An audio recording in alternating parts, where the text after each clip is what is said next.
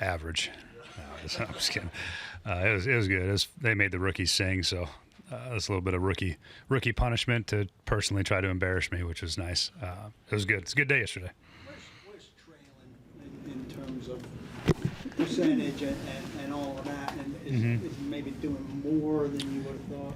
Yeah, he's doing more. I think, if you asked me that question at the beginning of the offseason program, he's definitely doing probably more than I thought, which is good. He's ahead of schedule in that regard. He's been involved in a little bit more sort of every week. He's done a little more, routes versus air, individual stuff. So that's all part of the normal rehab process, the running. And then when you're coming back off those ACLs, it's the cutting that's part of it. So you're working all that individual drills, the route drills. So you're trying to work back to strength. And a lot of it is a strengthening issue just around the whole knee, quad, all that stuff. So all that stuff has been good. He's progressing really well. Hopeful that he'll be cleared to roll once camp starts. He's not doing that stuff full speed and individual stuff, though, is he? Usually not. I mean, he's probably at 80-ish%. I wouldn't say he's at full go. But again, that's how they keep progressing the return to play process when you're coming off of those injuries. Coach, day 2 of mini camp, what's kind of the game plan for practice today, and anything specific you're looking for today? Today will be a little bit more, yesterday was kind of more base down, first, second down stuff, and today we'll jump back into the third down realm. So there'll be some more stuff in the third down scenarios and as far as pressure and protections and stuff like that. So good work to have on third down. Then we'll finish the practice today with a 2-minute drill. So we'll just go through that operation.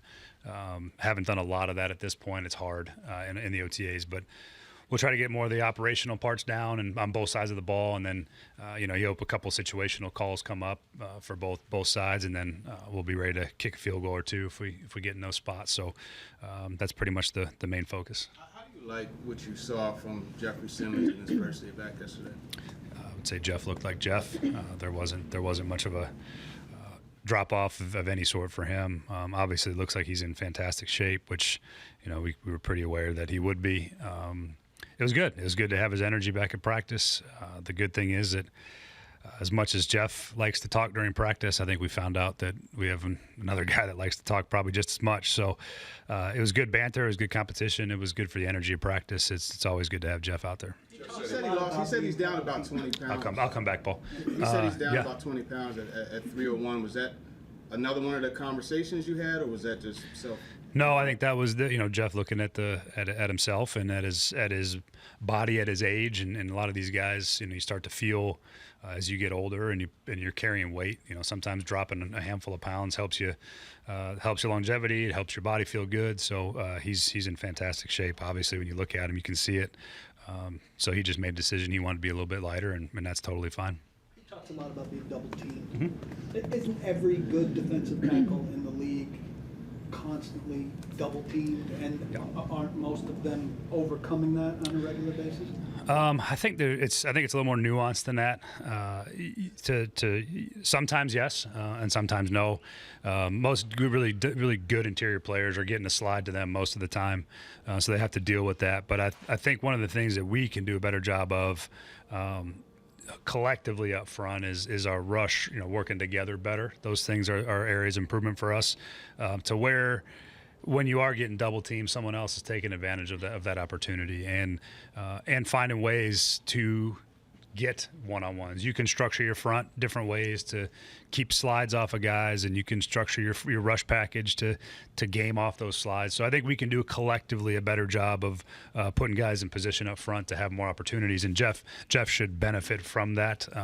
Again, I think that's part of what I talked about earlier, just that outside linebacker group and defensive line group working together more often, meeting together more often, so we can do a better job balancing our rushes. We can do a better job gaming our rushes and getting guys in position to get one-on-one. So that's on us coaching-wise too, to do a better job of that. So yeah, Jeff's going to get double teamed. He's not going to win all of them. Then there's going to be times where we got to help him find opportunities to get one-on-ones.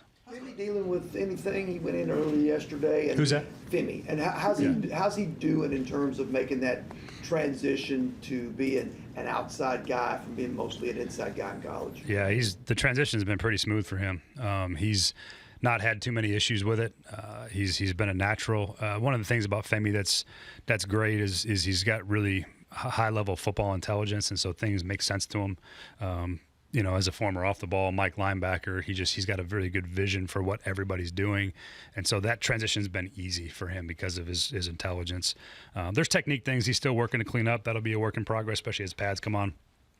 But he's been good. He's made the transition well. I think you see his energy and intensity and all those things are always going to be what you're looking for from outside linebackers, and been pleased with it. Again, not a finished product by any stretch, but certainly has put a good offseason worth of work in.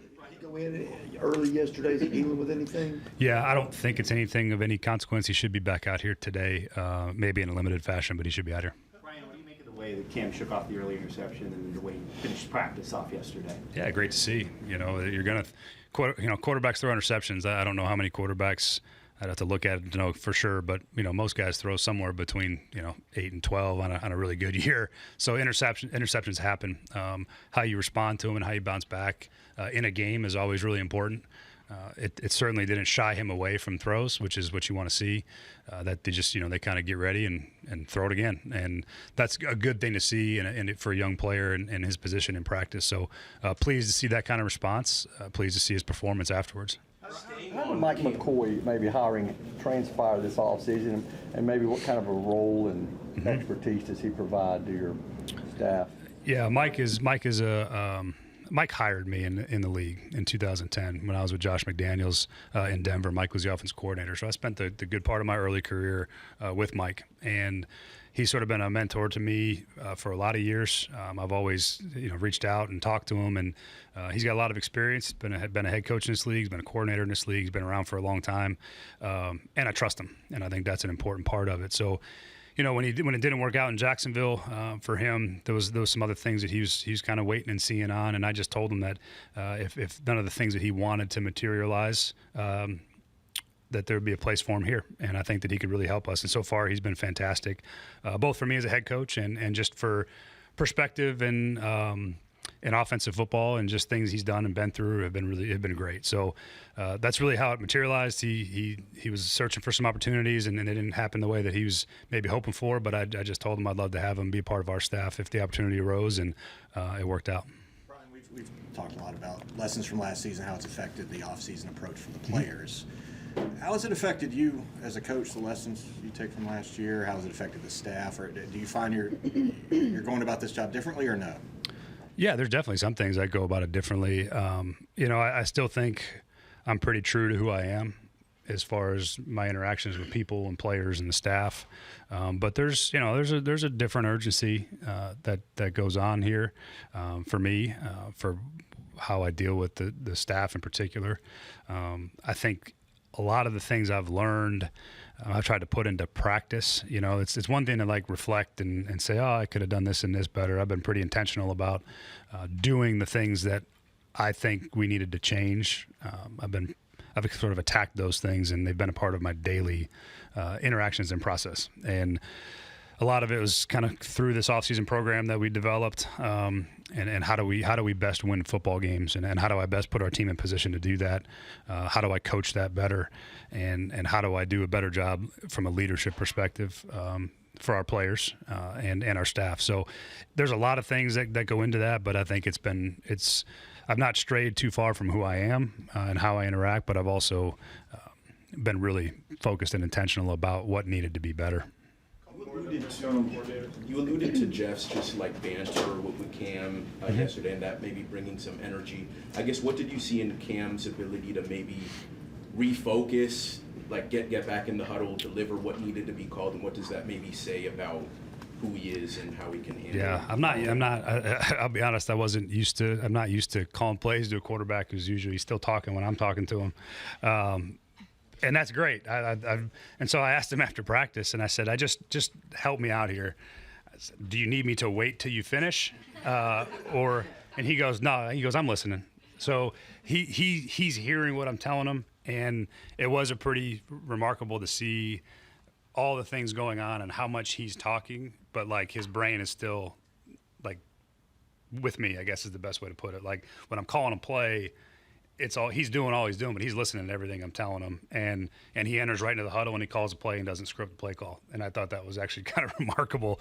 I don't know, I couldn't do that, so that's just kind of who he is. That's his personality, and again, if it was something that I felt like was detrimental to his ability to manage the offense and call it in a huddle and all that, I'd probably have a couple things to say to him, but he didn't miss a beat when it came to calling the play and being on top of it and then executing when it came time to execute. So it was a new experience for me, but it was fun.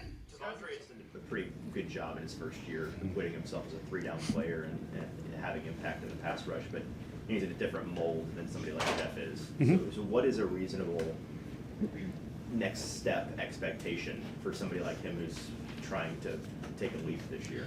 Yeah, he's always going to be, his body and skill set is that of primarily a first and second down run defender. That's what he does really, really well. But he's also got this unique ability to move for a man his size, and he's got a lot of power. And one of the things that we have to do up front from the interior of the pocket is we got to be able to crush the interior of the pocket, and you got to be able to push it. Because if the quarterback is nowhere to step up, that's a really uncomfortable feeling for quarterbacks. If there's no lane to move in, when the interior is coming at you, that's challenging.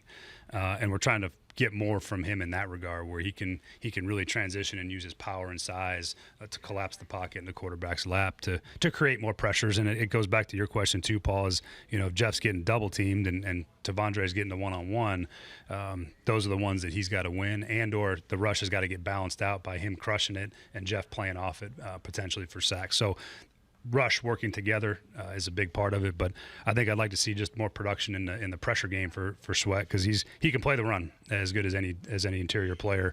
Now it's just how do we add a layer to your game in the rush and knowing what you do well. I'm not asking him to be somebody that he's not, but how do we best use his skills and strengths to affect the quarterback? Good. Player, but somebody in his mold is never going to be Jeffrey Simmons in terms of his body type and his role. What is a reasonable next step for him to be more impactful in the pass rush? Well, I think he's mastering his craft of what to do. His primary, secondary move. He has a better feel for what works well for him. So I think that as long as he keeps pressing himself and getting better and better at one or two moves, he'll get in better shape this offseason. That's one of the things we talked about, dedicating himself to transforming his body, becoming, lighter on his feet. Because when you watch him, he can do everything, from the standpoint of, being a big man, how big he is, he can do everything. But just getting in better shape, fine-tuning his craft, working on the moves that work well for him, and then ultimately he uses his power. So if he gets a one-on-one, he can power rush anybody there is, and collapsing the pocket will help the defense. Lighter on his feet, Jeff coming back in the shape that he did. How beneficial is that going to be for him and for you guys in the way that you play? Oh, it's going to be beneficial all the way around. First of all, I'm jealous, right? Because when I look at him, I'm like, damn, he looks great right now. So he's inspired me to go get in better shape this offseason. So I might do a little bit of training. But I think that, Jeff is coming back and he's trying to be the best version of himself. He's in great shape right now, and his attitude is unbelievable.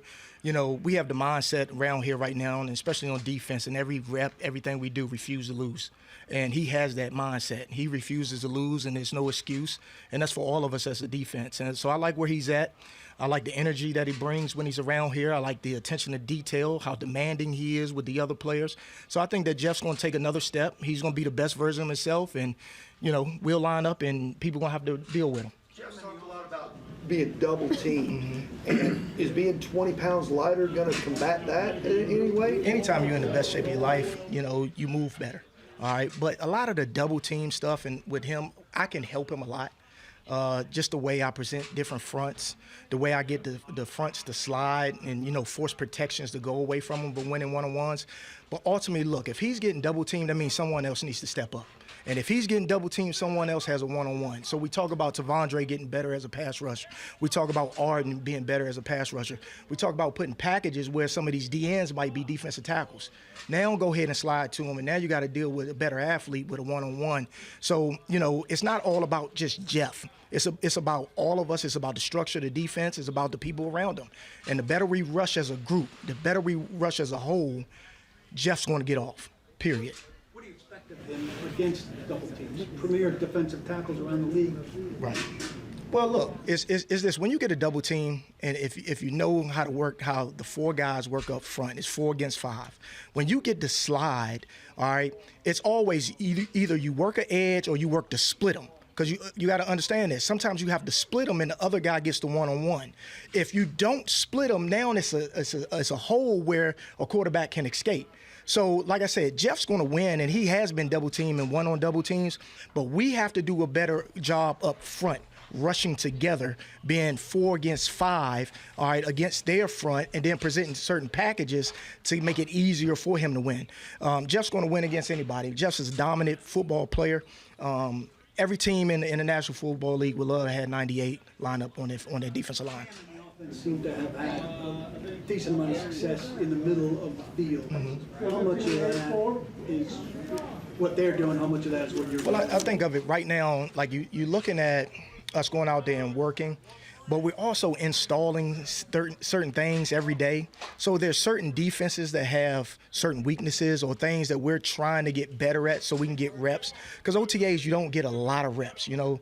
And it's a lot of stuff that we're putting in. So every day is something new. Like even today, it's a new install. All right, so it's been 9 days of OTAs and 3 days of mini camp. All 9 days that we've been out here, it's been new installs. So it's new stuff that we're presenting to them, and it's new stuff for our guys that's playing defense to go execute. And then ultimately, we got guys that haven't been here last year that's learning the defense. So it's nuances to it. Maybe they're too wide as a 3-hook player, or maybe they're not in the right spot right now. So it's things that we're correcting, we're teaching off of, and we'll get better at it. Is there something you guys, I know you talk about the coordinated pass rush, but converting those pressures to sacks, what are some of the nuances you can focus on to make those into sacks? Well, this is the first thing. We need to play attack football up front, okay? We can't play in 2-gap. We got to get off the ball. And that's been a point of emphasis for us this year. We're getting off the ball. We're going to fire off the ball. So if you fire off the ball, now it creates negative plays, more tackle for losses. And when you fire off the ball, it's easier to convert versus play action pass. Veterans not out here, the DBs, you've got a pretty good look at some of the younger guys, UDFAs. What have you made of the younger group, and has anybody stood out to you? Well, I think they're all progressing. Like I say, every day right now for them is new. So, like I say, today is a new install. So they're getting it for the first time. The real measure of those guys is going to be when we come back, the guys that put in the time to get their bodies in the best shape, that study in the offseason, and when we come back and compete for training camp, that's where you'll see where they'll really take off. Guys are going to rise up or guys are going to fall. So to me, it's let them get the basic fundamentals, let them understand what we're trying to get accomplished, understand where they're supposed to be in the framework of the defense, and then when we come back for training camp and the live bullets are going, that's where you'll really see who rises and who falls. Promise from some of these guys to potentially earn a role? But I like a lot of these guys out here. I think obviously we did a great job of flipping over the roster. I talked about it the other day. You know, organizations are built from the bottom up, and you know, because when the top guys aren't performing or they're hurt, we need guys with depth. So I like where we're at right now. You know, Femi, obviously a second-round pick. He's done an outstanding job. Talked about him last time I was in front of you guys, how smart he is, the attention to detail. You know, to me, he's a tone setter, and that's what I expect from him, to be a tone setter, being able to collapse the pocket and being able to convert versus rushes. Marcus has done an excellent job. Right now, he has gotten multiple reps, and the list goes on and on. You know, I can't wait to see Kevin Winston out there. Y'all seen the man. He's a big man that plays safety. I can't wait to see him perform and see if he maximizes his talents like he did at Penn State. Jones, who comes from Seattle, kind of a similar system. How has he worked into your guys' system so far, and where do you see him at, or do you see him playing that versatile role? Let me tell you something. I'm gonna put a smile on my face because we got Draymond Jones. All right. Ultimately, like when you around Draymond, it's just not about the talent. Man, he's a great teammate. Like every day, he's trying to teach the other players, you know, how to be successful. Even, you know, I know people that played with him when he was in Ohio State. And it's carried over here. He's played in a similar system in Seattle, you know, being with Mike McDonald and that team and Mike and my relationship. So the coming over and learning the scheme has been easy for him. I think that Draymond can do numerous things. First of all, he's a bully off the edge. He's a bully off the edge. He can condense the pocket, right? He can win his one-on-one matchup. He's a guy that can reduce and go play a 3 technique if we need him, okay? So, you know, Dre can do multiple things. He's smart enough to know the defense. He can drop in coverage. There's not many limitations that he have.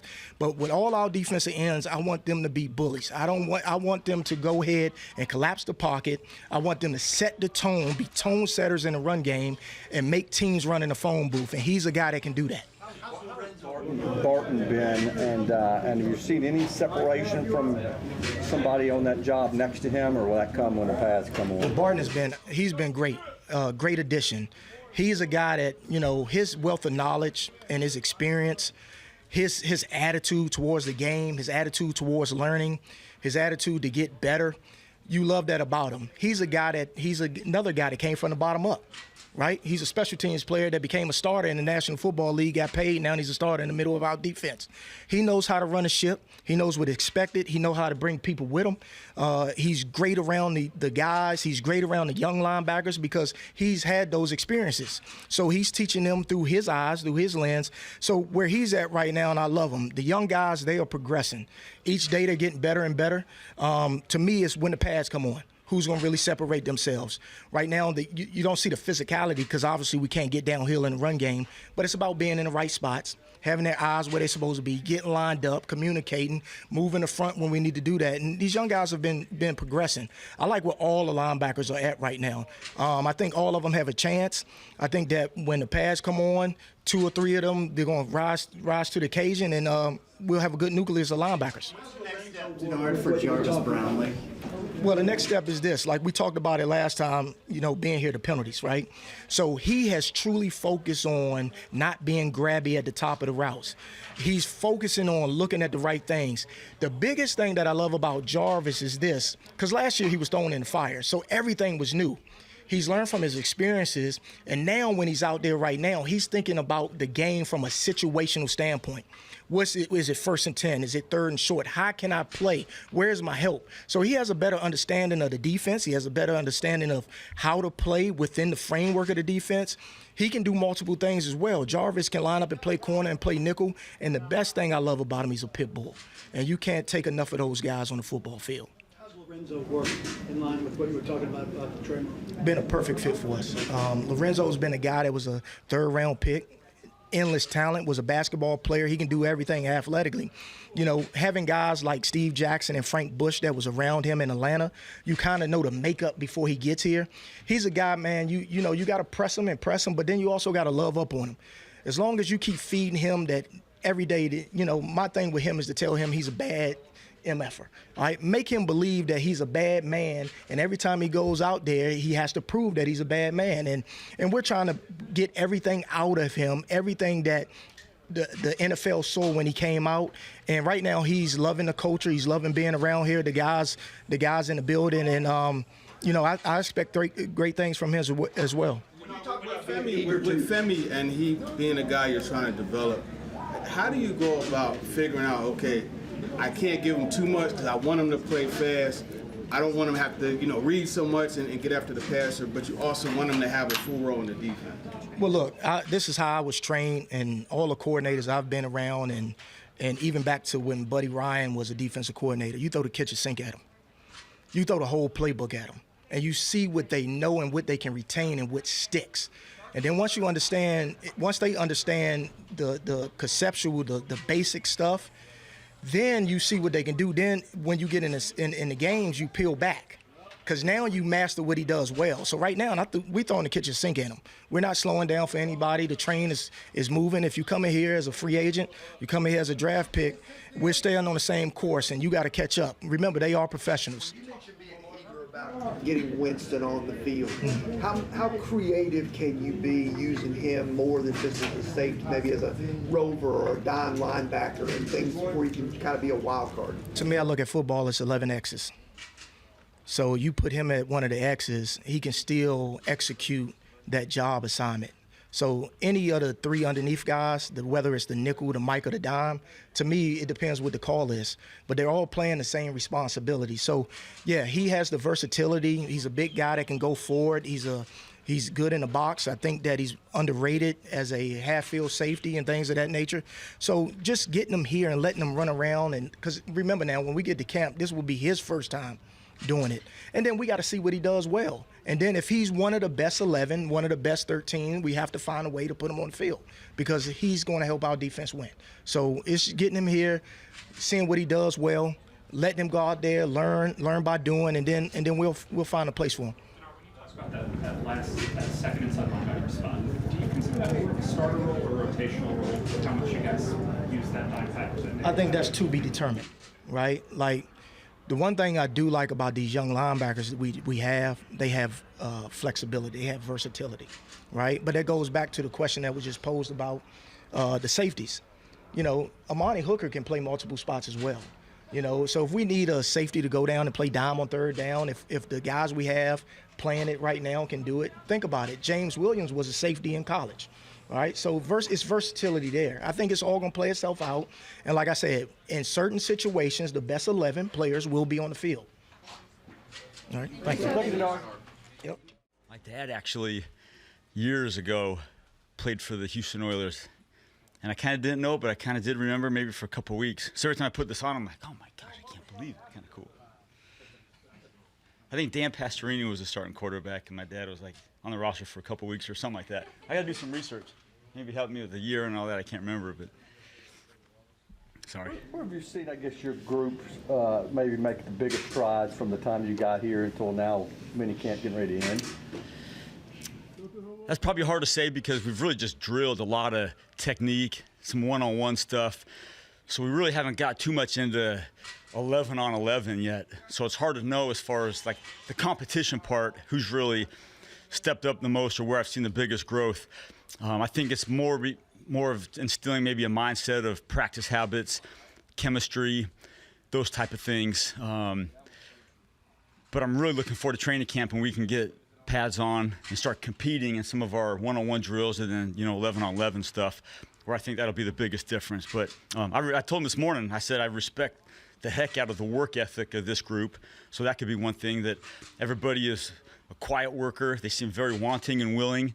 I haven't had to prod or push really anybody to do some of the team stuff. So that's been cool.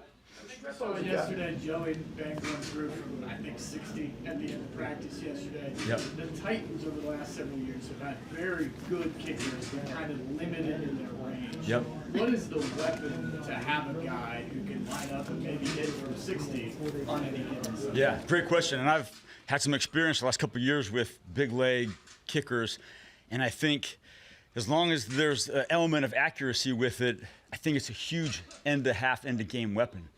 Because we felt, in the years past where I've been with, Aubrey and Zerline, and then years ago at Janikowski, not unlimited range, but when you can have the ball just get us across the 50, there's not a relief, but there's a little bit of an aggressive factor. It's like I feel like, if we're down 3, down 2, down 1, that we could line up for a 66-yard field goal and have a good crack at it. So I've always been a fan of a guy that's got a big leg.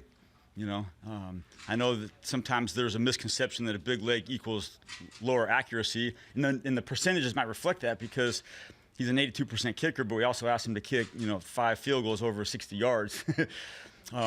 But I think having a guy who can bang it, I've always felt is a huge advantage for the teams that I've been on.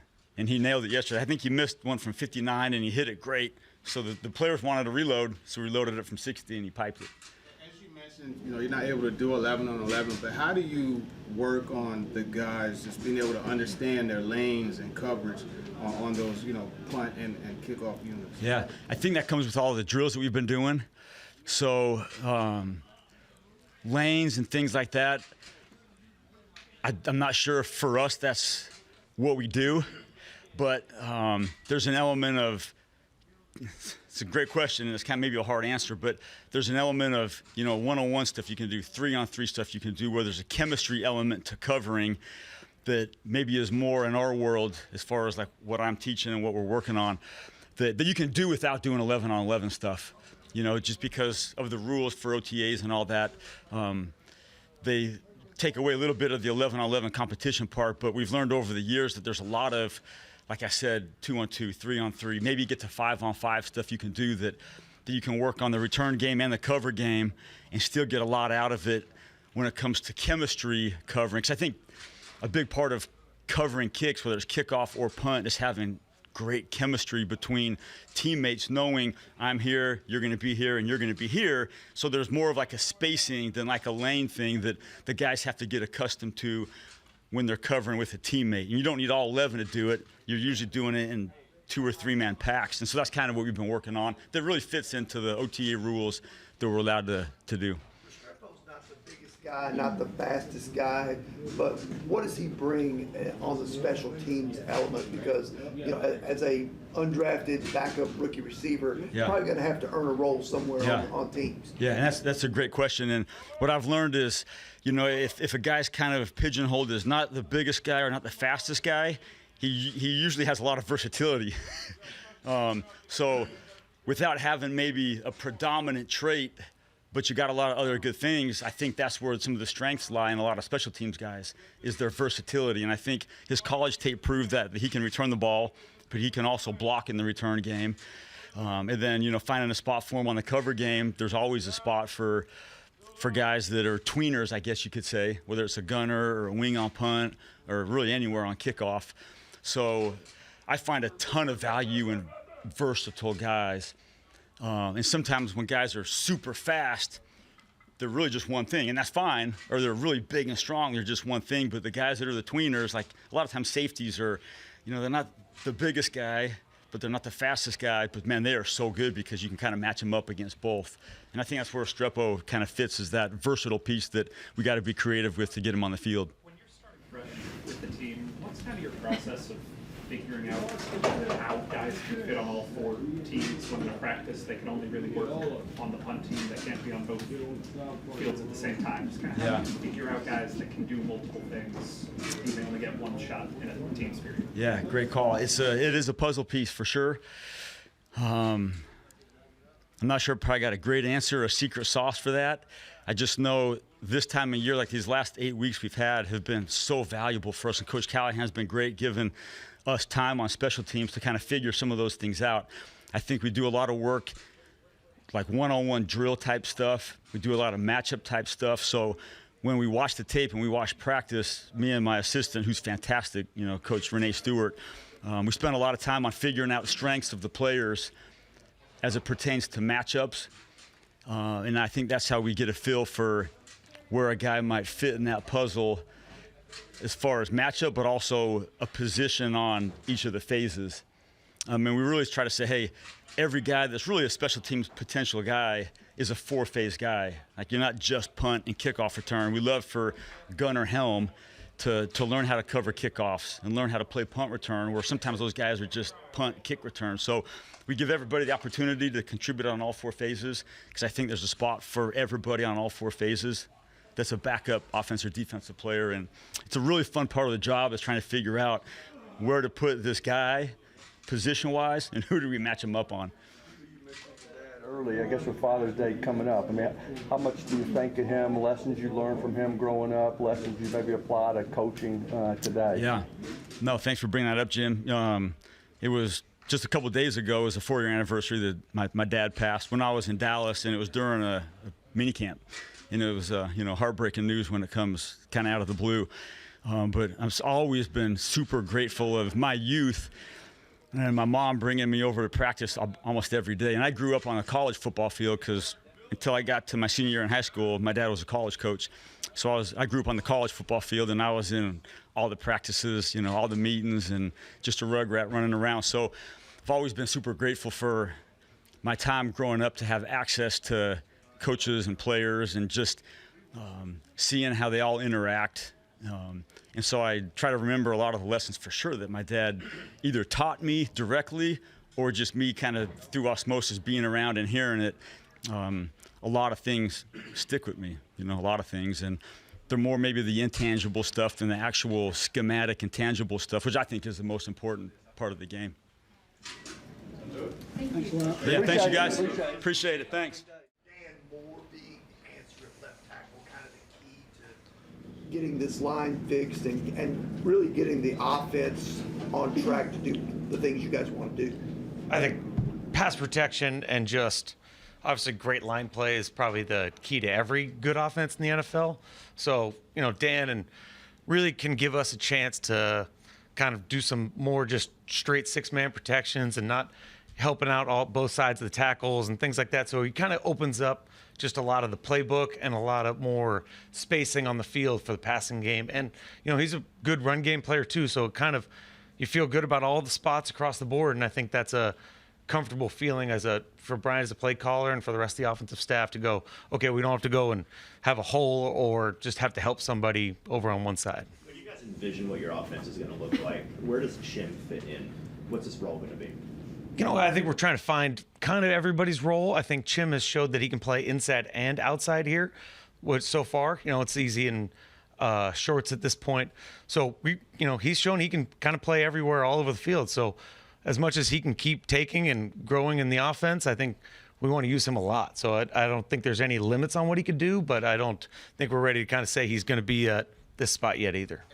Develop DK and Iron Man, those young guys. Like, how much does having Ridley, because like the way he practices, like every rep is like rents do. You know what I mean? So having that urgency, like how much does having a guy like that help those young guys to see the big picture? I think they've invigorate each other. I think Calvin kind of takes a lot of energy from having all these young guys that are eager and kind of ready to work like he does, and they kind of see how this guy who's done it for a long time and really kind of established himself in the league, how he works every day. So I think that kind of relationship between the young guys and the old guys, it's been really fun and kind of really brought the whole energy of the whole group and really the whole offense to a better level. So with those younger guys here, is it safe to say you've experienced like an upkick in urgency from Ridley? I wouldn't say from Calvin. I think Calvin's always had a great urgency. I think he's probably enjoying the role of kind of being the older guy that gets to kind of show them how to do it. I feel like he's kind of gotten a chance now that he's a year in, established here, knows the offense, kind of knows how he wants it all to work. I think he's really taken the leadership role of that room of, more vocal, bringing those guys along with him. Would say that makes sense. Pads on, obviously, but JC, during the course of the offseason, how's he looked as far as just picking up where he left off at right tackle? Oh, he's looked, I would say he's been our best lineman so far throughout the offseason program.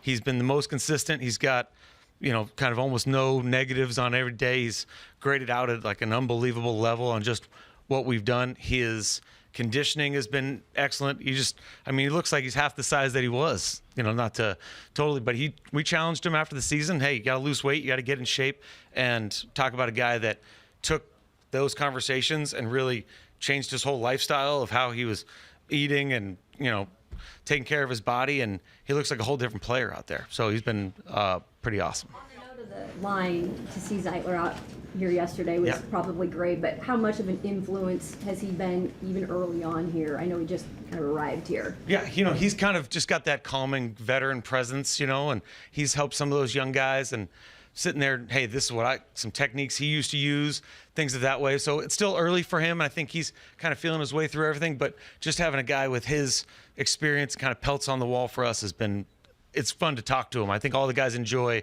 kind of just picking his brain on O-line play, and he's, a master at it. So it's pretty impressive. What have you guys been doing, or what can you guys do to develop that Cam-Lloyd relationship while Lloyd's hurt? Just how important actually is that before the season starts to have your quarterback and center connected? It's important. It's very important. They're by each other in the locker room and they talk all the time, but really in the meetings, they kind of already have started discussions about protections. What do you see? Do you need me to see this for you? So that relationship has started off the field, or not as much on the grass. And Lloyd's out here and he's as involved as anybody can be with his current health situation. So I think we feel good about where that relationship's at, and I think those two are both mature enough, and Lloyd and all the quarterbacks have really kind of, hey, this is where I see this, and Lloyd's still very much the leader of the O-line. So it stayed that way. In terms of when you're talking about being in the second year of a system, Calvin talked about how it's so much easier for him now. Levis mentioned that, he's got a better understanding of what you guys are trying to do. How much does that help guys to be in the second year of an offense, and how much easier does it make your job when you're trying to explain things to them? I think it helps everybody. I think it helps the coaches, first of all. Last year, we're all new. We're all working together. A lot of us hadn't worked together before in our current roles. So now you look at how we install the offense, how we script practice, how we even game plan certain plays.